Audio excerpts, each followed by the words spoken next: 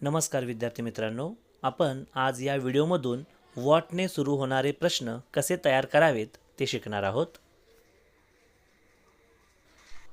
व्हॉटचा वापर केव्हा करावा? बघा, अधोरेखित किंवा अंडरलाईन केलेले वाक्य जर एखाद्या वस्तूविषयी माहिती दर्शवत असेल तर प्रश्न तयार करताना व्हॉटचा वापर करावा. आता बघूया. व्हॉटचे सूत्र ते कोणतं आहे पाहूया. व्हॉट प्लस ऑक्झिलरी वर्ब म्हणजे सहाय्यकारी क्रियापद प्लस सब्जेक्ट त्याचा अर्थ कर्ता जो सुरुवातीला येतो प्लस मेन वर्ब म्हणजे मुख्य क्रियापद आणि शेवटी या वाक्याला आपण प्रश्नचिन्ह देतो आणि प्रश्न तयार करतो.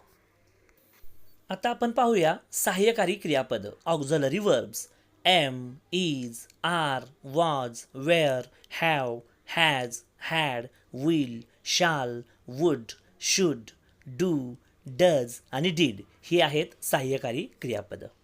चला आपण वाक्य पाहूया. शी वॉन्ट्स टू रेस्ट या वाक्यामध्ये टू रेस्ट या शब्दांना अंडरलाईन केलेले आहेत आणि हे शब्द आपल्याला माहिती दर्शवतात म्हणून प्रश्नाची सुरुवात आपण वॉटने करू. त्याच्यानंतर सहाय्यकारी क्रियापद, पण वाक्यात सहाय्यकारी क्रियापद दिलं नाहीये. वॉन्ट्स या शब्दाची फोड करू. त्याच्यामध्ये दोन शब्द लपलेत, वॉन्ट प्लस डज. यातला डज हा सहाय्यकारी क्रियापद आहे, ते आपण वॉट नंतर घेऊ, वॉट डज. त्यानंतर आपण सब्जेक्ट घेऊ, करता तो आहे शी. त्यानंतर घेऊ आपण मेन व्हर्ब वॉन्ट आणि त्यांना शेवटी आपण प्रश्नचिन्ह देऊया. म्हणजे प्रश्न असा तयार होईल, व्हॉट डज शी वॉन्ट असा प्रश्न तयार होईल. पुढचं वाक्य पाहूया. We decided to enjoy most.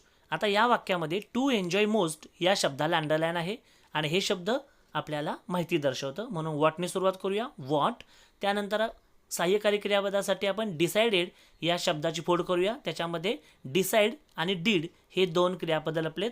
त्यातलं सहाय्यकारी क्रियापद डीड हे घेऊया, वॉट डीड.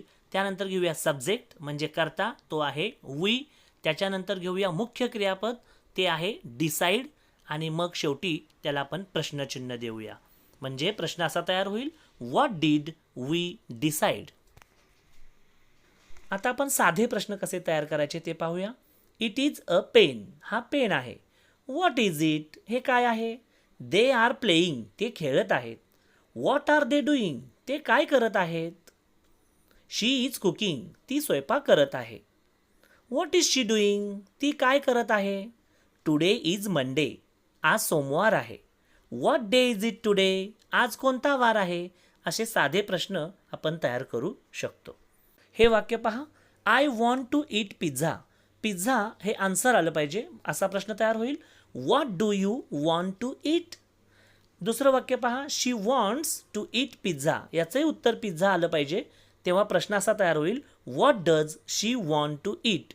हे व्हिडिओ पुन्हा पुन्हा पाहून यात काय बदल आहे तो विद्यार्थ्यांनी लक्षात घ्यायचा आहे. तुमच्या सरावासाठी मी 5 वाक्ये दिलेली आहेत.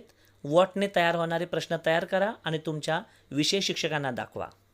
हा व्हिडिओ आवडला असल्यास लाईक, शेअर आणि सबस्क्राईब करा. बेल आयकॉन दाबायला विसरू नका. धन्यवाद.